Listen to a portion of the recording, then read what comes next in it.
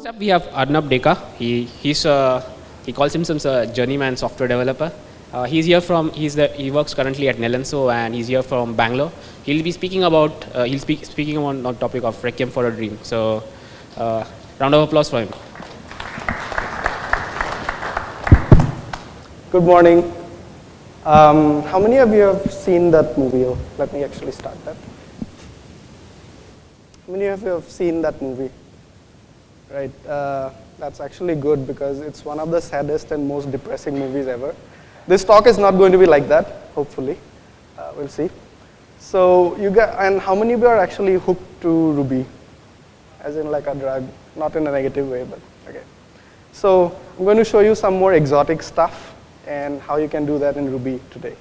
All right. So before we begin, I actually started in my software life in Pune exactly 10 years ago, July 2004. And I had my first job here in Infosys. I had the first bike and also the first bike accident. So lots of emotional attachments to Pune. Right. So I lived in a place called Jagtop Dairy.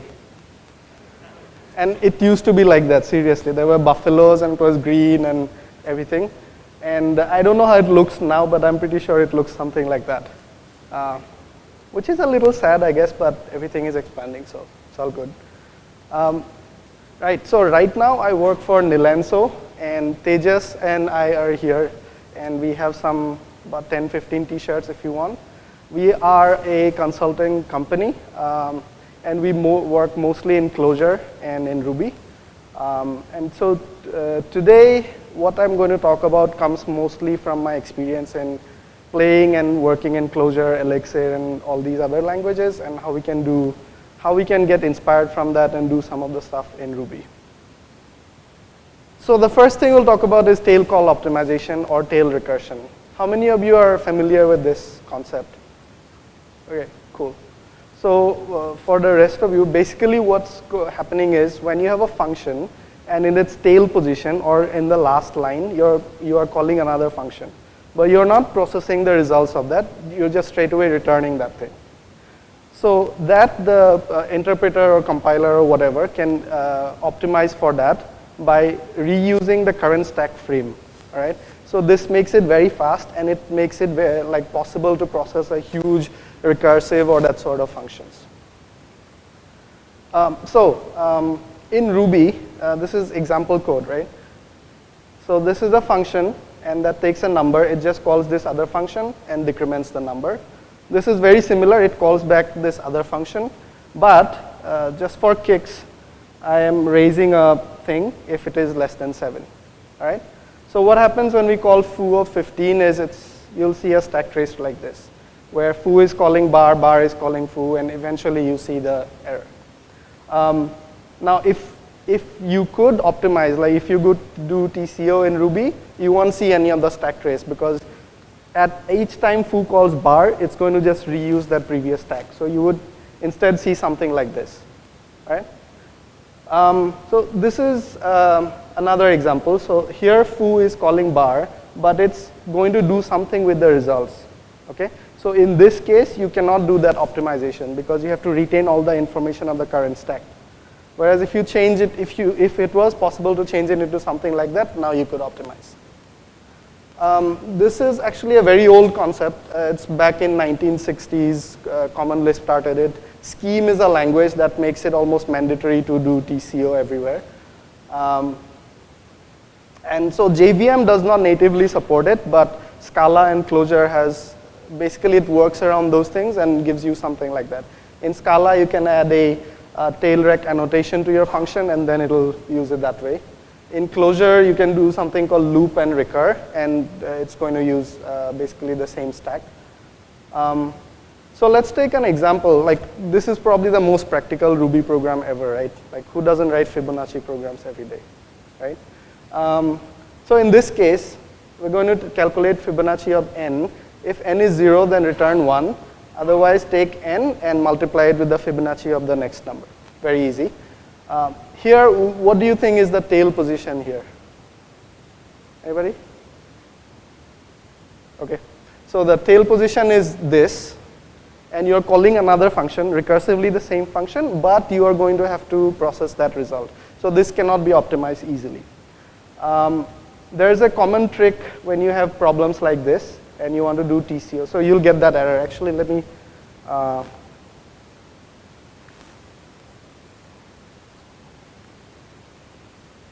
right, so that same program, right? I'm just going to run it. Let's say 8,500. And that works out. Hey, nice, we can calculate that. But if I say like 8,800, then yeah, that's the problem, right? So we're going to make it possible to run this program in Ruby. So the common trick usually that we do is use something called an accumulator. So instead of waiting for the result to come back and multiplying later on, you're basically multiplying it and passing it as an argument into this function itself. Okay? So every time you call the next function, you're passing in the current result. And whenever n becomes 0, you just return that accumulator. Okay? So even this program, if I run, Ruby by default doesn't know anything about tail recursion. So, right? So by default, you won't see anything. You'll see the same sort of problem.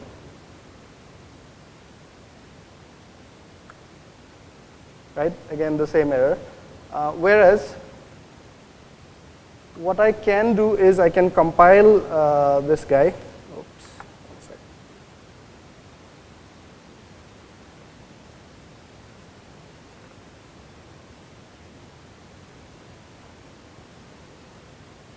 Yeah. Oh, maybe I went full screen on that. Yeah.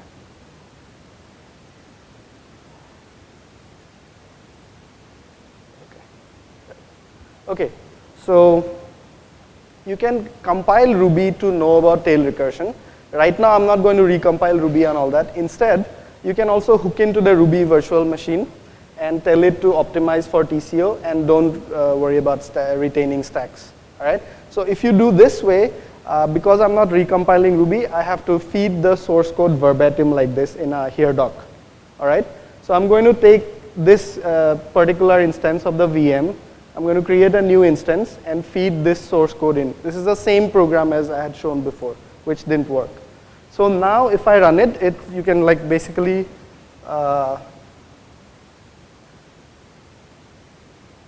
calculate the thing, and it's highly optimized now and it's very quick.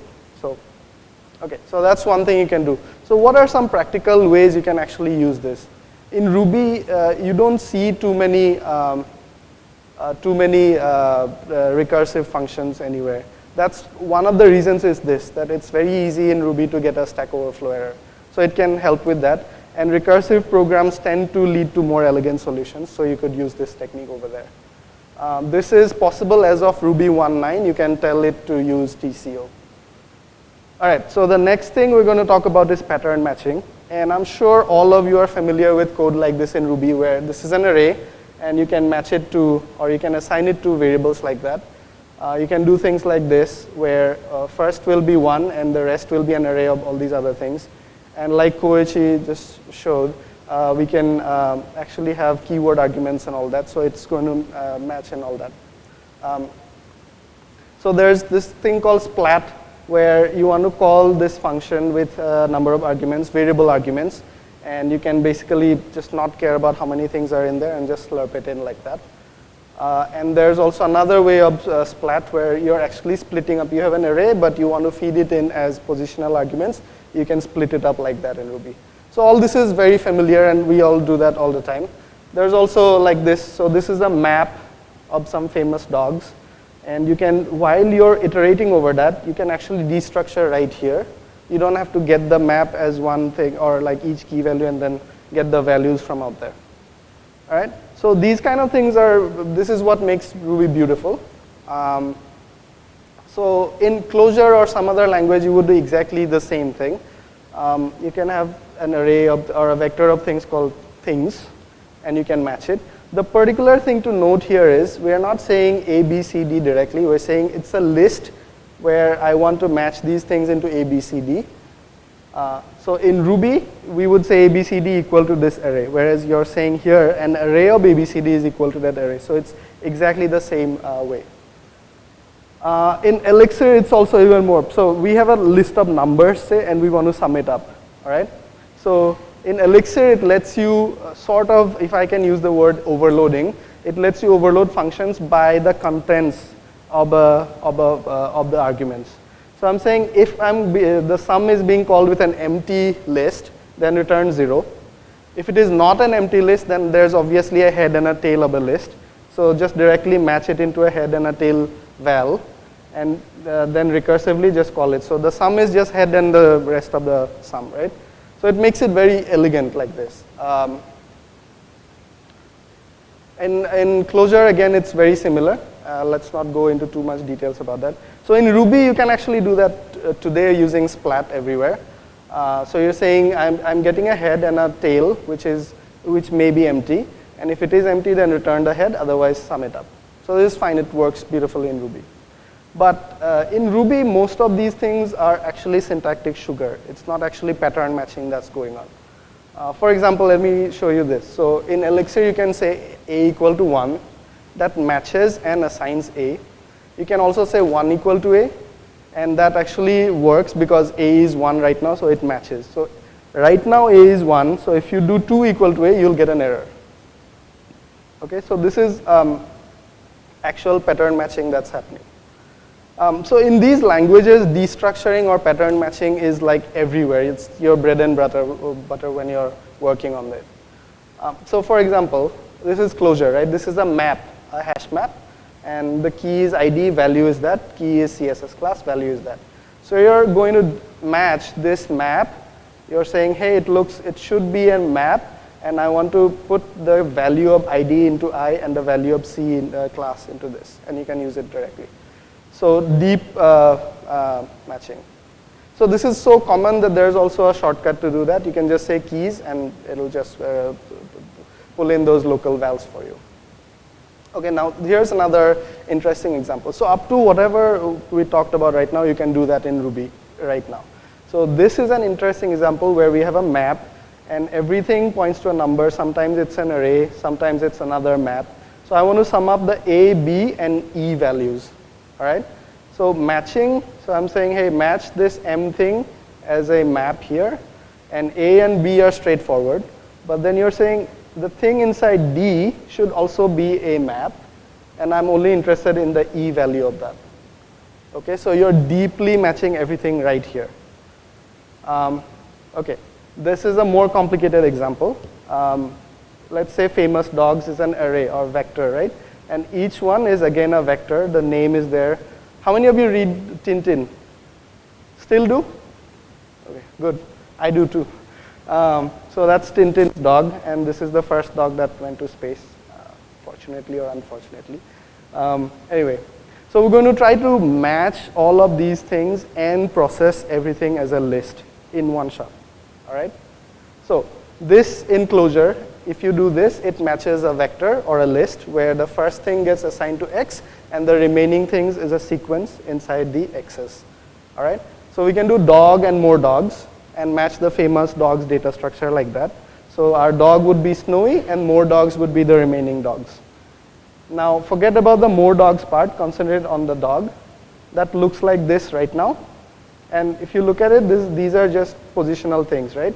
So you can say, hey, match this thing to a name, a year, and whatever remaining, I'll work about that later on. I don't need to worry about that right now.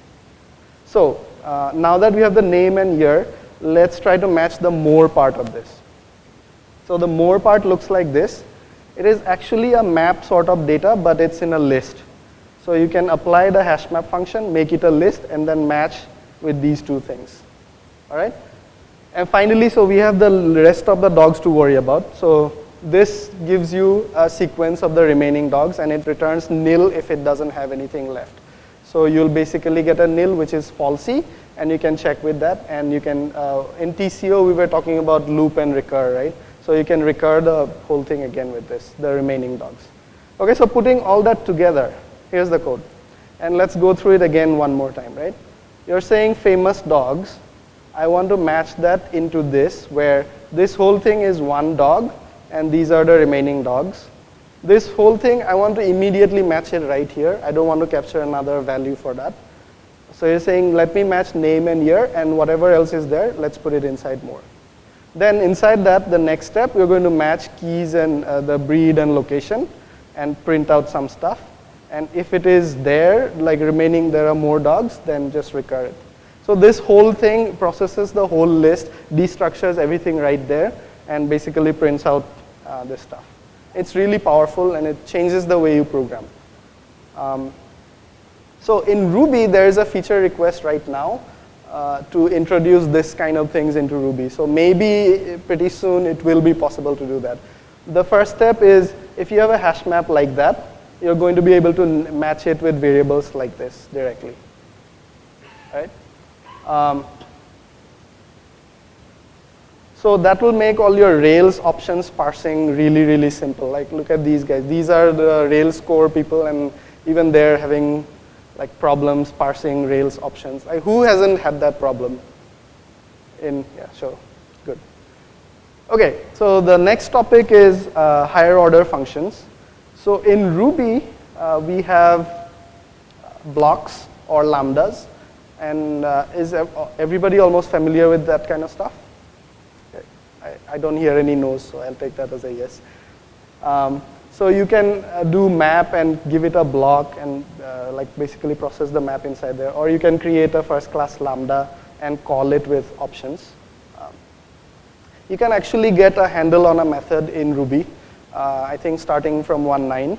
So you can say, hey, 1, you have a method called plus, give me that method. So you can put it in a variable called m. What can you do with it? You can ask it, what is your type? And it says, I'm a method. That's cool.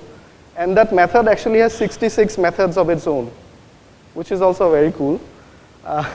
But unfortunately, what you cannot do is pass it around into other methods as a first-class object. That's the only thing missing in Ruby.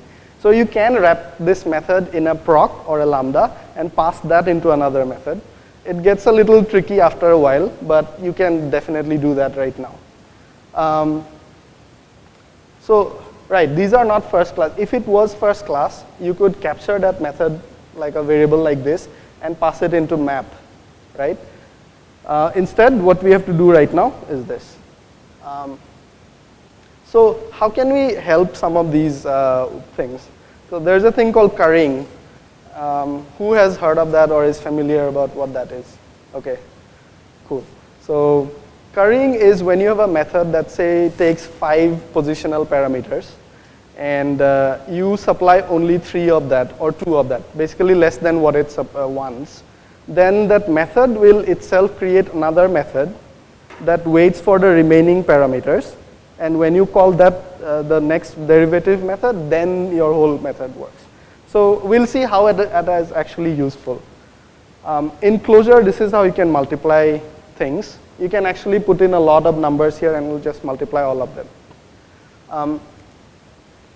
So we can call a function called partial. So this will create, partial will return another function. So you can see that here. It's returning a function which is named fn underscore underscore 4228, whatever. It's a generated name, right? And that will now wait for more arguments. When you pass that, now that will apply it to the previous function, right? So let's see how we can actually use this in thing. Clojure's map function. So Ruby's map function takes a block. Clojure's map function takes another function and a collection, and it will apply that function on each member of that collection. So let's call map, and we have this list, and we want to multiply everything by 5, right? Very simple map operation. This is a function declaration right here that says I am passing you a function that takes a number and then returns 5 multiplied by that. But we just saw that you can actually, you don't have to define this kind of a function because you can curry it up. What you can say is, hey, partial, give me a function that will basically take any number and multiply it with 5. So this is actually much more elegant looking than the previous one. And this is a very trivial example, but you can have so many different kinds of functions composed with these kind of things.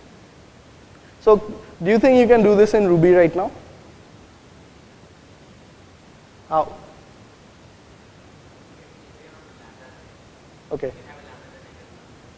Okay, yeah, yes. So there is actually a thing in Ruby called curry, which exists on a lambda object.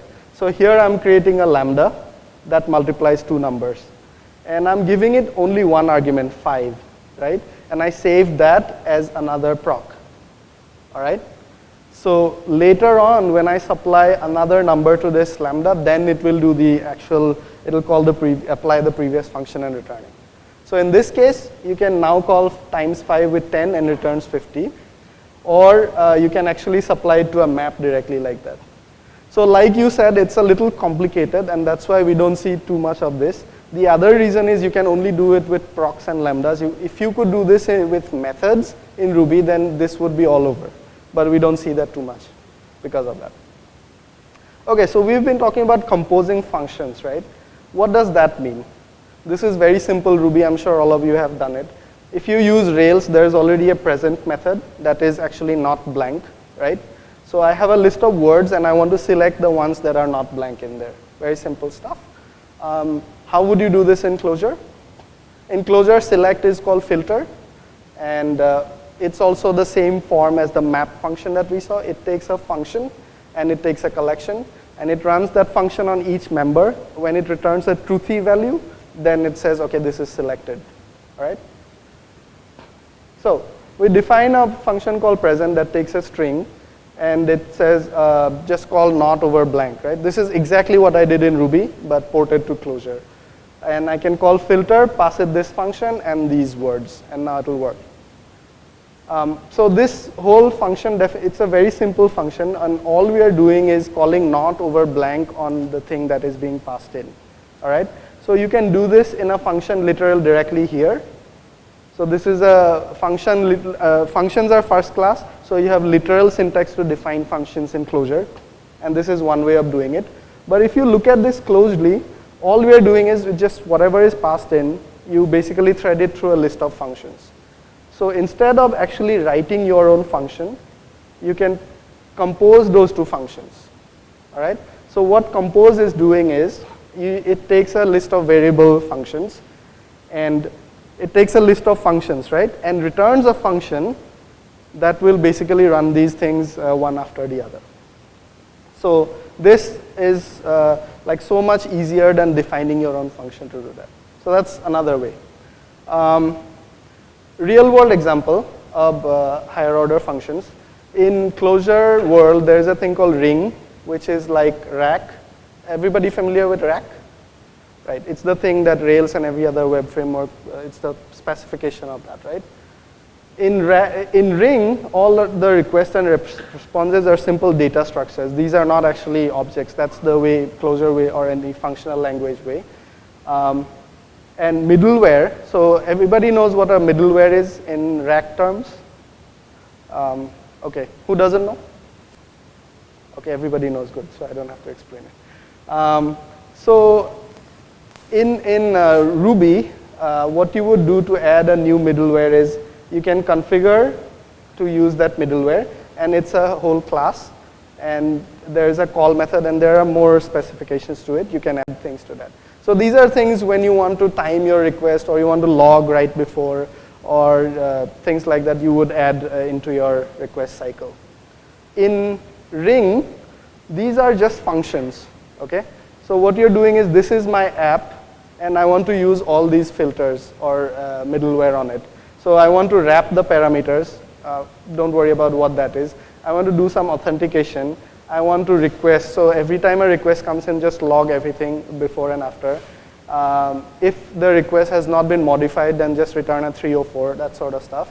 And eventually, I want everything to go through SSL.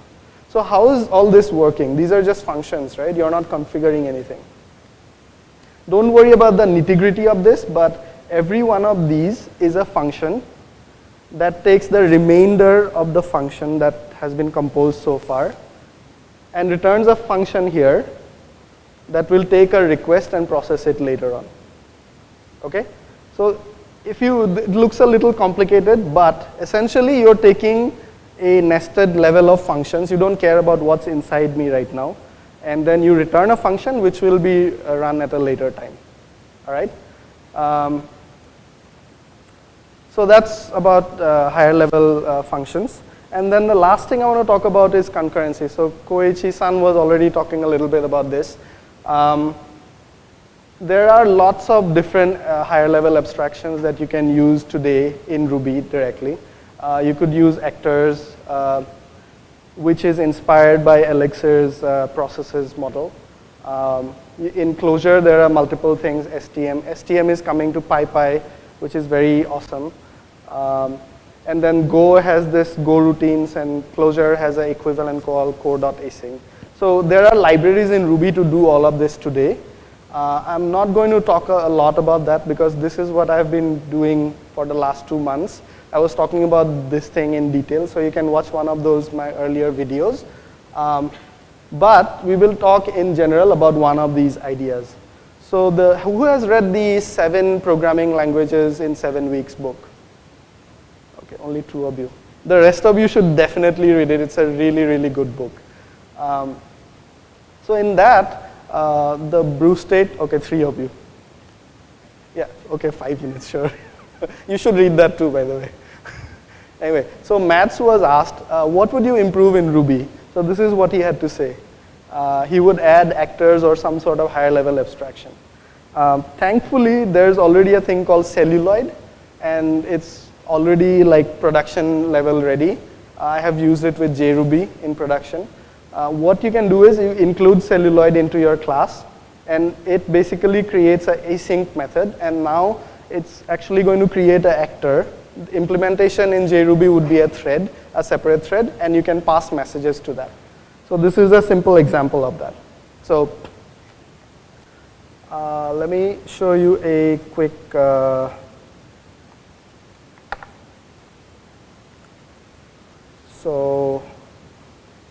okay, so this is a class. My class, my instance has another, so this is a tennis match, and you have 2 tennis players as 2 actor processes, and they're going to like play with each other. All right? So when you initialize, you take a name and something that this player usually shouts when he wins a point, and the other player that you are playing with. And then when you serve, you say, hey, I'm serving, and you send a message to this other actor, which could be running distributed over a network on a different machine or locally in a different thread. And this play next method is a little convoluted, but I'm basically trying to sleep because it takes I/O to actually hit a shot. You're trying to decide what sort of shot you're trying to hit, backhand and forehand, which is completely random, and if it was an error. Okay? And if you win, you celebrate that point. Okay, so I create Djokovic as one of the players, and he shouts, yeah, or something like that. And then Rafa, he says, vamos. And then I link these two guys right here, and then I ask Djokovic to serve. So let's run this thing and see what it looks like. Right? So these are actually 2 different threads were like talking to each other and passing messages to each other. Okay? And this game doesn't have any end, so I'm just going to kill it right here. So that's all well and good. So you can do that in Ruby right now and explore this library. But in Elixir, processes are also very, very lightweight. What do we mean by that? So here's another example. Okay, so this is similar, but this is a different kind of tennis match. So you have, when I start this program, you take n number of players, and I'm going to pass n dynamically from the command line. And you create n players where every player just hits it to the next player. All right? So it's just one message, but we'll see how much scale we can have with this thing.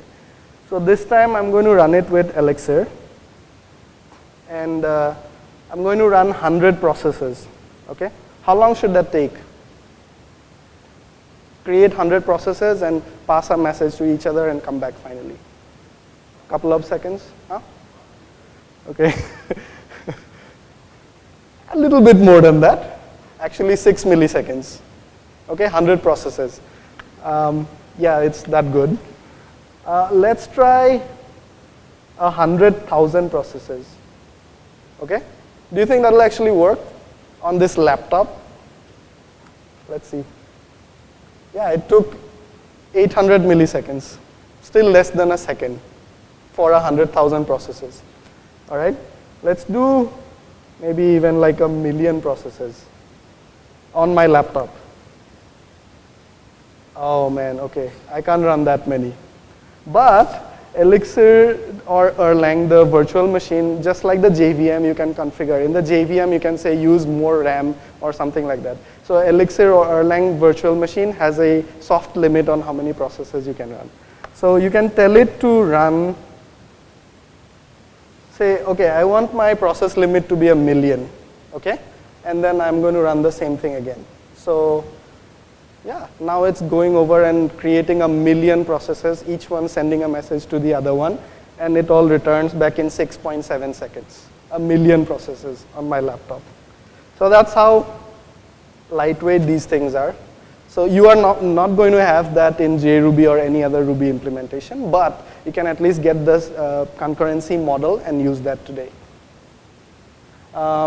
There are also fault tolerant, so WhatsApp and React and all that uses all these things, Elixir or Erlang because of that. And there's a very nice OTP framework, so the code that I showed you, you don't actually have to write any of that. And Elixir is a dynamic language, it allows you to generate all that code by default. And it's all distributed. So the main idea of this thing is, don't just keep to one language, use lots of different things, keep experimenting, it'll change the way you program and how you basically develop even your Ruby. That's it. Thank you.